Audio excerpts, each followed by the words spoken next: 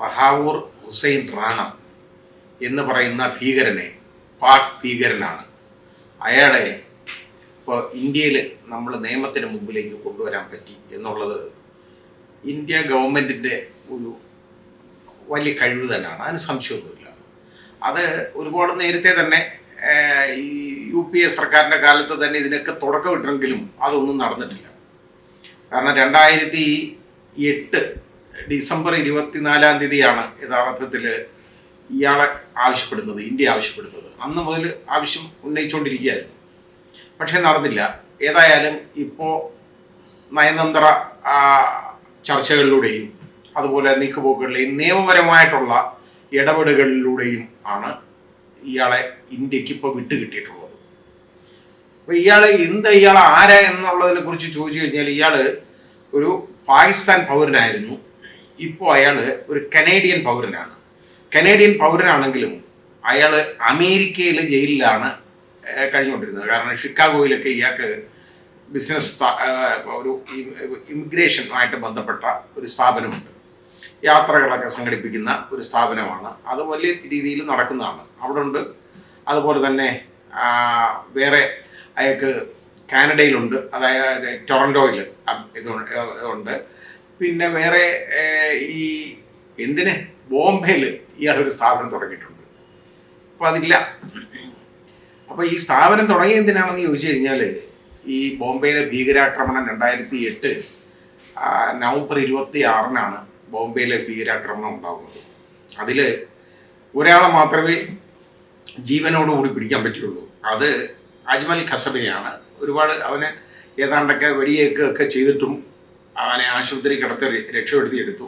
അവസാനം നമ്മൾ അതിവിടെ നിയമപരമായ രീതിയിൽ വിചാരണ നടത്തി അവരെ തൂക്കിക്കൊന്നു. അപ്പോൾ അജ്മൽ ഖസബിനെ മാത്രമേ ഉള്ളൂ അങ്ങനെ ജീവനോടെ കിട്ടിയത്. ബാക്കി 11 ഭീകരരെ ഉള്ളവരെയും വെടിവെച്ചു. നമ്മുടെ പട്ടാളം, അതിൽ നമ്മുടെ പട്ടാളത്തിൽ തന്നെ ഒരുപാട് നമ്മുടെ സഹോദരങ്ങൾക്ക് അവരുടെ ജീവൻ പോയി എന്നുള്ള ഒരു സംഭവമുണ്ട്. മാത്രമല്ല, ഇതൊന്നും അറിയാതെ എത്രയോ പേരാണ് മരിച്ചത്. അത്ര വലിയൊരു കാര്യമാണ് ഉണ്ടായതെന്ന് പറഞ്ഞു കഴിഞ്ഞാൽ അതായത് മേജറായിട്ടുള്ള 2-3 ഹോട്ടലുകളാണ് ആക്രമണത്തിന് ഇരയാക്കിയത്. ഹോട്ടൽ താജ്, ബോംബെ താജ് എന്ന് പറഞ്ഞു കഴിഞ്ഞാൽ ഞാൻ താമസിച്ചിട്ടുള്ള ഹോട്ടലാണ്. അത് ഒരു പൈതൃകം എന്നുള്ളത് ഉള്ള രീതിയിലാണ്, ഒരു ചരിത്രം സൃഷ്ടിച്ച ഒരു ഹോട്ടൽ തന്നെയാണ്. ആ രീതിയിൽ ആ ഹോട്ടലിൽ ഈ കടന്നു കയറി ഭീകരർ വലുതായിട്ട് ഒരുപാട് പേരെ കൊലപ്പെടുത്തി അതിനകത്ത് വന്നു. എന്നിട്ട് അതിൽ തന്നെ കഴിഞ്ഞു. ഈ കൊലപ്പെടുത്തിയപ്പോൾ അതിന് യഥാർത്ഥത്തിൽ നമ്മുടെ പട്ടാളക്കാർ അവർ വന്നിട്ട് ഈ ഹെലികോപ്റ്ററിൽ വന്നിട്ട് താഴോട്ടിറങ്ങുന്ന ഇതെല്ലാം ഈ സീനുകളെല്ലാം നമ്മുടെ മാധ്യമങ്ങൾ അങ്ങ് ലൈവായിട്ട് കാണിച്ചു കൊടുത്തു. കാണിച്ചപ്പോൾ പ്രശ്നം എന്താണെന്നറിയാം, ഈ ഹോട്ടലിൽ TV കണ്ടുകൊണ്ടിരിക്കുന്നവന്മാരാണ് അവന്മാർ കണ്ടുകൊണ്ടിരുന്നിട്ട് അവർക്ക് ഇത് അറേഞ്ച് ചെയ്ത് ഈ പട്ടാളക്കാരെ ഉപദ്രവിക്കാനുള്ള ഒരു സാഹചര്യം സൃഷ്ടിച്ചു എന്നുള്ളതാണ്. അതുകൊണ്ട് ഇങ്ങനെയുള്ള അവസരങ്ങളിൽ നമ്മുടെ മാധ്യമ പ്രവർത്തകരൊന്ന് ചിന്തിക്കേണ്ട ഒരു കാര്യമുണ്ട്. ഇതൊന്നും ലൈവായിട്ട് ഒരു കാരണവശാലും കാണിക്കരുത്. നിങ്ങൾക്ക് അത് എടുത്തു വെച്ചിട്ട് പിന്നെ എപ്പോഴെങ്കിലും ഉപയോഗപ്പെടുത്തിക്കോളൂ. പക്ഷേ ഒരിക്കലും ലൈവായിട്ട് ഇത് കാണിച്ചു കൊടുക്കരുത്. കാണിച്ചു കൊടുത്താൽ യുവന്മാർക്ക് അത് പ്രയോജനപ്പെടും. അവർക്ക് കൂടുതൽ നാശങ്ങൾ വരുത്താൻ ഉള്ള പ്രയോജനം ഉണ്ടായിക്കൊള്ളും. അങ്ങനെ ആകരുത്. അത് ഞാൻ പറഞ്ഞതല്ലേ ഉള്ളൂ. അപ്പം ഇവൻ ആരായിരുന്നു ചോദിച്ചു കഴിഞ്ഞാൽ, ഈ റാണ എന്ന് പറയുന്നവൻ ആരാന്ന് ചോദിച്ചു കഴിഞ്ഞാൽ, ഇപ്പോൾ ഏതാണ്ട് 64 വയസ്സോ എങ്ങാണ്ട് പ്രായമുണ്ട് കേട്ടോ. ആരാണെന്ന് ചോദിച്ചു കഴിഞ്ഞാൽ അവൻ ഹെഡ്ലി എന്ന് പറയുന്ന, അതായത് ഡേവിഡ് കോൾമാൻ ഹെഡ്ലി എന്ന പേരുള്ള, അവൻ്റെ വേറൊരു പേരുണ്ടത് ദാവൂദ് ഗീലാനി എന്നുള്ളൊരു പേരുമുണ്ട്. ഒരു ഹാഫ് മുസ്ലിം എന്നേ പറയാൻ ഒക്കുള്ളൂ. അതായത് അവൻ്റെ അച്ഛൻ പാകിസ്ഥാനിയാണ്, അമ്മ യൂറോപ്യൻ ആണ്. അവർ യൂറോപ്യനല്ല, അമേരിക്കനാണ്. അപ്പോൾ ഈ ഹെഡ്ലിയും ഇവനുമായിട്ട് വളരെ ബാല്യകാല സുഹൃത്തുക്കളാണ്, റാണയായിട്ട്. അങ്ങനെ ഈ ഹെഡ്ലിക്ക് യഥാർത്ഥത്തിൽ ഇതിൻ്റെ മുഖ്യ സൂത്രധാരൻ എന്ന് പറയുന്ന, ഈ ആക്രമണത്തിൻ്റെ മുഖ്യ സൂത്രധാരൻ അവിടെ നടന്നേക്കുന്ന, അതായത് മെയിനായിട്ട് ഫോക്കസ് ചെയ്ത് താജ് ഹോട്ടലാണ്. അപ്പോൾ ഇതിൻ്റെ ആക്രമണത്തിൻ്റെ മുഖ്യ സൂത്രധാരൻ എന്ന് പറയുന്നത് ഈ ഹെഡ്ലിയാണ്. ഈ ഹെഡ്ലിയുടെ ഏറ്റവും അടുത്ത സുഹൃത്താണ് ഈ റാണ. ഈ ഹെഡ്ലിക്ക് ഇവിടെ ഇത് ആക്രമണം എല്ലാം റെഡിയാക്കാനായിട്ട് ഒക്കെ എല്ലാവിധ സഹായങ്ങളും ചെയ്തത് ഈ റാണയാണ്. കാരണം റാണ അവൻ്റെ ഈ ഇമിഗ്രേഷൻ ഓഫീസിൻ്റെ ഒരു ബ്രാഞ്ച് ബോംബെയിൽ അങ്ങ് തുറന്നിട്ട് അവിടെ ഈ ഹെഡ്ലിയെ ജോലിക്കാരനായിട്ട് വെച്ചു. അപ്പോൾ എളുപ്പമുണ്ടല്ലോ. എന്നിട്ട് ഇവനിവിടെ ഇന്ത്യ വന്ന് നവംബർ 26 ഇത് നമുക്ക് ഈ അറ്റാക്ക് നടക്കുന്നു. നവംബർ 13 ഈ റാണ ഇന്ത്യയിലേക്ക് വരുന്നുണ്ട്. 13 അതിനു മുമ്പേ ഹെഡ്ലി വന്നിട്ടുണ്ട്. റാണ വന്നിട്ട് ബാക്കി അറേഞ്ച്മെൻ്റ് ഒക്കെ ശരിയാക്കാനാവും വരുന്നേ. ഇവ സന്ദർശിച്ചേക്കുന്ന സ്ഥലങ്ങൾ ഒന്ന് നോക്കണം കേട്ടോ. അവിടെ വന്നതിന് ശേഷം ഇന്ത്യ വന്നിട്ട് 21 വരെ ഉണ്ടായിരുന്നു. കാരണം 26 അറ്റാക്ക് നടക്കും. 21 വരെ അവൻ കഴിഞ്ഞിട്ട് അവൻ തിരിച്ചു പോയി. വളരെ സേഫായിട്ടങ്ങ് പോയി. അപ്പോൾ 13 വന്ന് ഇവിടെ വന്നിട്ട് സന്ദർശിച്ച സ്ഥലങ്ങളെന്ന് പറയുന്നത് ആഗ്ര. അപ്പോൾ ആഗ്രയെ നമ്മൾ ആലോചിച്ചോളണം. താജ്മഹലിൻ്റെ പ്രസൻസ് ഉണ്ട് ആഗ്രയിൽ. അത് നാം ശ്രദ്ധിക്കണം. അതാണ്. അപ്പോൾ അവിടെ എവിടെയൊക്കെയാണ് ഇത് വേണ്ടത് എന്ന്, ഈ അറ്റാക്ക് വേണ്ടത് എവിടെയൊക്കെ അത് നോക്കണം എന്നുള്ളതിന് വേണ്ടി വരുന്നതാണത്. അവിടെ വന്നു. അത് കഴിഞ്ഞതിന് ശേഷം കൊച്ചി, ഇവിടെ കൊച്ചി വന്നു. അത് ഇവിടെ വന്ന് ഇവിടെ താമസിച്ചു. അവനും അവൻ്റെ ഭാര്യയും കൂടെ താമസിച്ചിട്ടുണ്ട്. പോയി ടൂറിസ്റ്റായിട്ട് വന്നേക്കുന്നതാണ്. ആ രീതിയിലാണ് വരുന്നത്. പിന്നെ ബോംബെ, ഇതുപോലുള്ള ഒരുപാട് സ്ഥലങ്ങൾ. ബോംബെയിൽ വന്നതിൻ്റെ കാരണം നമുക്കറിയാമല്ലോ. അപ്പോൾ ഇതാണ് കാര്യം. അവൻ ഇവിടെ വന്നിട്ട് പോയി. അപ്പോൾ ഇവനെ അന്ന് മുതൽ ഇന്ത്യ ഈ 2 പേരെ ചോദിക്കുന്നുണ്ട്. അതായത് ഹെഡ്ലിയെ ചോദ്യം ചെയ്യണം, അതേപോലെ തന്നെ ഈ റാണയെ ചോദ്യം ചെയ്യണം. പക്ഷേ ഇന്ത്യക്ക് കിട്ടിയിരുന്നില്ല. പിന്നെ അൾട്ടിമേറ്റ്ലി ഹെഡ്ലിയെ ഉള്ള ഒരു പ്രശ്നം, ഹെഡ്ലിയെ ഇതേപോലെ വിട്ട് കിട്ടാൻ ഒരു ചെറിയ ബുദ്ധിമുട്ടുണ്ട്. അതിൻ്റെ കാരണം അവൻ അവിടെ അമേരിക്കൻ കോടതി ഇപ്പം ജയിലിലാണ്. അമേരിക്കൻ കോടതി കീഴടങ്ങുമ്പോൾ ഒരു വ്യവസ്ഥ വെച്ചു കീഴടങ്ങാനായിട്ട്. ഇന്ത്യക്കും ഡെൻമാർക്കിനും അവനെ കൊടുക്കരുത്. കാര്യം ഡെൻമാർക്കിലുള്ള പ്രശ്നം എന്ന് പറഞ്ഞാൽ ഈ റാണയും ഹെഡ്ലിയും ഡെൻമാർക്കിൽ ഒരു കാർട്ടൂൺ വിഷയത്തിൽ അവന്മാർ അവിടെ ഭീകരാക്രമണത്തിന് പദ്ധതിയിട്ടു. പക്ഷെ അത് അമേരിക്കൻ പോലീസ് വിദഗ്ധമായിട്ട് പിടികൂടി. അതാണ് പ്രശ്നം. അപ്പോൾ ഡെൻമാർക്കിൽ അതിന് കേസ് എടുത്തിട്ടുണ്ട്. അതുകൊണ്ട് ഡെൻമാർക്ക് വിട്ടുകൊടുത്തു കഴിഞ്ഞാൽ ഇവനെ തട്ടും. അതാണ് കാര്യം. അതുകൊണ്ട് അവിടെ വിട്ടുകൊടുക്കരുത്. ഡെൻമാർക്കിന് കൊടുക്കാൻ പാടില്ല, ഇന്ത്യക്കും കൊടുക്കാൻ പാടില്ല എന്നുള്ള ഒരു കണ്ടീഷനിലാണ് യഥാർത്ഥത്തിൽ ഈ ഹെഡ്ലി കീഴടങ്ങിയിരിക്കുന്നത്.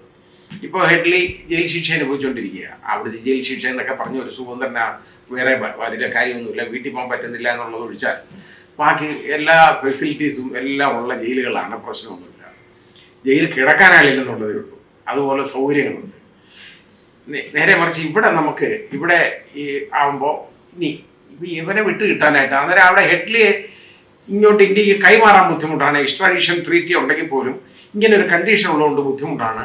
അതുകൊണ്ട് അവനെ ക്വസ്റ്റ്യൻ ചെയ്യാനുള്ള ഒരു അവസരം കൊടുക്കാമെന്ന് പറഞ്ഞു. അങ്ങനെ ഇവിടുന്ന് NIA ഉയർന്ന ഉദ്യോഗസ്ഥർ അവിടെ പോയിട്ട് അമേരിക്കയിൽ പോയി ഏതാണ്ട് 72 മണിക്കൂർ ഹെഡ്ലിയെ ക്വസ്റ്റ്യൻ ചെയ്തു. ഹെഡ്ലിയെ ക്വസ്റ്റ്യൻ ചെയ്തപ്പോൾ അവൻ ഇതെല്ലാം ഏറ്റുപറഞ്ഞു. കുറ്റസമ്മതം തന്നെ നടത്തി. പക്ഷെ അതുകൊണ്ട് വേറെ യാതൊരു പ്രയോജനമില്ല. കാരണം ഇവനെ കിട്ടാതെ നമുക്ക് നമ്മുടെ നിയമത്തിന് മുമ്പിൽ അവനെ കൊണ്ടുവരാൻ പറ്റത്തില്ല. അവിടെ അവൻ കിടക്കുന്നത് ഈ ഭീകരാക്രമണത്തിന് പദ്ധതിയിട്ടു എന്നുള്ള കാര്യത്തിലാണ്. അപ്പോൾ അതുകൊണ്ട് അത് ഏതാണ്ട് 21 വർഷമോ അങ്ങോട്ട് ജയിൽ ശിക്ഷയുണ്ട്. അതിന് കിടക്കുക. പിന്നെ വേണ്ടിയിരുന്നത് റാണയാണ്. റാണ യഥാർത്ഥത്തിൽ ഇന്ത്യയെ കൊണ്ടുവരണം എന്നുള്ളത്, അത് കൊണ്ടുവരാൻ പറ്റുന്നതുമാണ്. നയന്ത്ര ചാനലിലൂടെയൊക്കെ ഉള്ള സംസാരവും ഒക്കെ അത് മൂലമൊക്കെ പറ്റുന്ന കാര്യമാണ്. മാത്രമല്ല അപ്പോൾ അവിടെ ഈ റാണ കേസ് കൊടുത്തു കോടതിയിൽ.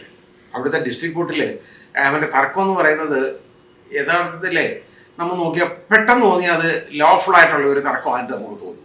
പിന്നെ ഒന്നുകൂടെ പരിശോധിക്കുമ്പോൾ നമുക്ക് മനസ്സിലാവും അതുകൊണ്ട് വലിയ കാര്യമില്ല. ആ തർക്കം എന്ന് പറഞ്ഞാൽ ഡബിൾ ജിയോപാരഡിയാണ് എടുത്തത്. അതായത് ഈ ഭീകരാക്രമണ കേസിനകത്ത് അവിടെ അവന് വിചാരണ നടത്തി ശിക്ഷിച്ചു. അതുകൊണ്ട് ഏതാണ്ട് 14 വർഷം 21 വർഷത്തേക്ക് കണ്ട ശിക്ഷിച്ചേക്കുന്നത്. അത് ആ ശിക്ഷ ഉള്ളതുകൊണ്ട് ഇനി ഒന്നുകൂടെ ട്രയൽ നടത്തുക എന്ന് പറയുന്ന ഡബിൾ ജിയോപാരഡി എന്ന് പറയുന്നതിനകത്ത് വരും. രണ്ടാമത് അത് ഡബിൾ ജിയോപാരഡി എന്ന് പറയുന്നത് നമ്മൾ നിയമം അംഗീകരിക്കുന്ന ഒരു കാര്യമല്ല. ഒരു കുറ്റത്തിന് ഒരാളെ വിചാരണ നടത്തി ശിക്ഷിച്ചു കഴിഞ്ഞാൽ അതേ കുറ്റത്തിന് വീണ്ടും വിചാരണ നടത്താൻ പറ്റത്തില്ല. അതാണ് ഡബിൾ ജിയോപാരഡി എന്ന് പറയുന്നത്. കാരണം അത് ഡബിൾ ജിയോപാരഡി ആവും, അത് ചെയ്യാൻ പാടില്ല. പക്ഷേ യഥാർത്ഥം ഇവിടെ ഇത്രയും കൊലപാതകം ഇന്ത്യയിൽ വന്ന് കടന്നു വന്നു. അതായത് കറാച്ചിയിൽ നിന്ന് ബോട്ടിലൂടെയാണ് ഇവർ ബോംബെ വന്നത്. ടാജിൽ എളുപ്പം വന്ന് കയറാൻ വാട്ടർ ഫ്രണ്ടേജ് ഉണ്ടല്ലോ, അവിടെ വന്ന് കയറി ആണ് ഇത് മുഴുവൻ നടത്തിയിരിക്കുന്നത്, ഈ പണി മുഴുവൻ നടത്തിയത്. അപ്പോൾ നമ്മുടെ രാജ്യത്തേതൊക്കെ പാകിസ്ഥാനിൽ നിന്ന് അതിക്രമിച്ചു വരികയാണ് ഭീകരർ. ലഷ്കർ എ തോയ്ബയുടെ പ്രവർത്തകർക്ക് ഇവൻ സാമ്പത്തിക സഹായം ചെയ്തതിനൊക്കെയാണ് നേരത്തെ അമേരിക്കൻ കോടതി ശിക്ഷിച്ചത്. സാമ്പത്തിക സഹായം മാത്രമല്ല, നേരിട്ടുള്ള സഹായമാണ്. ഇവിടെ ഇതിനുള്ള കളമൊക്കെ ഒരുക്കി കൊടുക്കുക, എല്ലാം റെഡിയാക്കി ഇങ്ങോട്ട് വിട്ടുകൊടുത്തു. ഏതായാലും ഇവിടെ വന്ന് ഇത്രത്തോളം ഉപദ്രവമൊക്കെ ഉണ്ടാക്കി യവനെ നമ്മുടെ രാജ്യത്ത് വന്ന് നമ്മുടെ പട്ടാളക്കാരെയും നിരപരാധികളായ ഒന്നും അറിയാൻ വയ്യാത്ത ജനത്തിനെയൊക്കെ കൊലപ്പെടുത്തിയ അതിൻ്റെ നേതൃത്വം കൊടുത്ത് ഇവനെയൊക്കെ എന്ത് ചെയ്യാൻ പറ്റും? ഇവനെ കൈ കിട്ടണ്ടേ? കിട്ടിയ ഏതായാലും ഇനി ഇതിൻ്റെ ട്രയൽ നടത്തി കഴിഞ്ഞാൽ നമുക്കൊരു ഊഹമുണ്ട് എന്ത് സംഭവിക്കുന്നത്. അജ്മൽ ഖാസന് സംഭവിച്ചത് തന്നെ ഇവനും സംഭവിക്കും. അങ്ങനെ സംഭവിക്കണം, അതാണ് വേണ്ടത്. കാരണം ഇതുപോലൊക്കെ ചെയ്യുന്നവരെ ഉണ്ടല്ലോ, നമ്മുടെ രാജ്യത്തിനെതിരെ ഇതേപോലെ പ്രവർത്തിക്കുന്നവനെ ഒക്കെ അവനെയൊക്കെ ഇല്ലായ്മ ചെയ്യണം. നിയമപരമായ രീതിയിലൂടെ തന്നെ ചെയ്താൽ മതി, അല്ലാതെ ഒന്നും വേണ്ട. അപ്പോൾ ഇവിടെ നമ്മളേതായാലും ഇന്ത്യ ഗവൺമെൻറ് അവിടെ അഭിഭാഷകനെ ഏർപ്പെടുത്തി അവിടെ ഇവൻ്റെ ഈ പെറ്റീഷൻ ഇതിന് മേളിൽ അത് ഡിഫെൻഡ് ചെയ്തു, പ്രതിരോധിച്ചു. അത് ആ പ്രതിരോധം വില ഉള്ളതായിട്ട് മാറി. ജില്ലാ കോടതി അവിടുത്തെ ഡിസ്ട്രിക്ട് കോർട്ട് ഓർഡർ ചെയ്തു, കൊണ്ടുപോകണമെന്ന് ഓർഡർ ചെയ്തു. ഇത് കഴിഞ്ഞതിന് ശേഷം പിന്നെ അവൻ ചെയ്തു അമേരിക്കൻ സുപ്രീം കോടതിയിൽ പരാതി കൊടുത്തു. കാരണം ഇന്ത്യയിൽ ഇങ്ങനെ കിട്ടിക്കഴിഞ്ഞാൽ ഇനി അവൻ്റെ ആരോഗ്യത്തിന് വലിയ കുഴപ്പമാണ്. അവൻ്റെ ആരോഗ്യം കാത്തു സൂക്ഷിക്കേണ്ട വലിയ കാര്യമല്ലേ, അവൻ്റെ ആരോഗ്യത്തിന് വലിയ പ്രശ്നം വരും, അവനങ്ങനെ ബുദ്ധിമുട്ടുണ്ട്, ഇതൊക്കെ ഉണ്ട്, ആ പ്രശ്നങ്ങളൊക്കെ ഉണ്ട്, അവനെ ഇതെല്ലാം പറഞ്ഞു. പക്ഷേ അമേരിക്കൻ സുപ്രീം കോടതി അത് തള്ളി. അവിടെ റിവ്യൂ കൊടുത്ത് വീണ്ടും അതും തള്ളി. വേറെ നിവൃത്തിയൊന്നുമില്ല, ഇവനെ ഡീപ്പോർട്ട് ചെയ്തേക്കാൻ പറഞ്ഞു. അവിടുത്തെ പുറത്താക്കി അവർ. അത് പുറത്താക്കിയെന്ന് ഏപ്രിൽ 10-നാണ് അവർ പുറത്താക്കി. അമേരിക്ക ഇവനെ പുറത്താക്കി. ഇവൻ ഞാൻ പറഞ്ഞില്ല, കാനേഡിയൻ പൗരനാണെങ്കിലും അവനെ കഴിഞ്ഞുകൊണ്ടിരിക്കുന്നതെല്ലാം അമേരിക്കയിലാണ്. കാനഡയിൽ അവനെ വല്ലപ്പോഴുമേ പോവുള്ളൂ. അവിടെ അവന് ബിസിനസ്സൊക്കെ ഉണ്ട്, അതൊക്കെ ശരിയാണ്. അവൻ്റെ ഫാമിലിയൊക്കെ കാനഡയിലാണ്. ഇവൻ്റെ അച്ഛനും അതുപോലെ തന്നെ അവൻ്റെ സഹോദരനും ഒക്കെ കാനഡയിൽ ഇവൻ്റെ വീട്ടിൽ കഴിയുന്നുണ്ട് ഇപ്പോൾ. അപ്പോൾ ഏതായാലും വളരെ വലിയൊരു വിജയമാണ് നമ്മുടെ ഇന്ത്യൻ പ്രധാനമന്ത്രി ഈ ട്രംപിനെ ഏതായാലും ഉദ്ബോധിപ്പിച്ച് ഇവനെ ഇന്ത്യക്ക് കൈമാറാനുള്ള എല്ലാ സാഹചര്യവും സൃഷ്ടിച്ചത് വലിയ കാര്യമാണ്. അത് കോടതി നടപടികളിലൂടെ ആണെങ്കിലും യഥാർത്ഥത്തിൽ നയതന്ത്രമായിട്ടുള്ള നമ്മുടെ നയതന്ത്ര ചാനലിൻ്റെ ഒരു വലിയ വിജയമായിട്ട് നമ്മൾ ഇതിനെ കണ്ടേ പറ്റുള്ളൂ. കാരണം ഈ കോടതിയൊക്കെ ഓർഡർ ചെയ്തിരുന്നെങ്കിൽ പോലും പല കാരണങ്ങൾ കൊണ്ട് ഇവനെ അവിടെ അവർക്ക് വേണമെങ്കിൽ പിടിച്ചു വെക്കാം, നമുക്ക് ശല്യം ഉണ്ടാക്കാം. പക്ഷെ അത് ചെയ്യാതിരുന്നത് യഥാർത്ഥത്തിൽ ട്രംപ് ഇന്ത്യയോട് കാണിച്ച ഒരു വലിയ മഹാമനസ്കത എന്ന് വേണം നമ്മൾ അതിനെ വിലയിരുത്താൻ. മാത്രമല്ല നമ്മുടെ ബഹുമാന്യനായ പ്രധാനമന്ത്രിയുടെ ഒരു വലിയ വിജയവുമാണ്, അതിന് സംശയമൊന്നുമില്ല. കാരണം ഇതുപോലുള്ള ഒരു അക്രമയെ, ഇത്രയും വലിയൊരു ഭീകരനെ ഇവിടെ കൊണ്ടുവരാൻ പറ്റിയല്ലോ. ആ കൊണ്ടുവരിക എന്ന് പറയുന്നത് ചില്ലറ കാര്യമല്ല. അമേരിക്കയിലായാൽ പോലും അവൻ അവിടെ കഴിഞ്ഞാലും അവനവിടെ സുരക്ഷിതമായിട്ട് കഴിയാൻ പറ്റുന്നില്ല.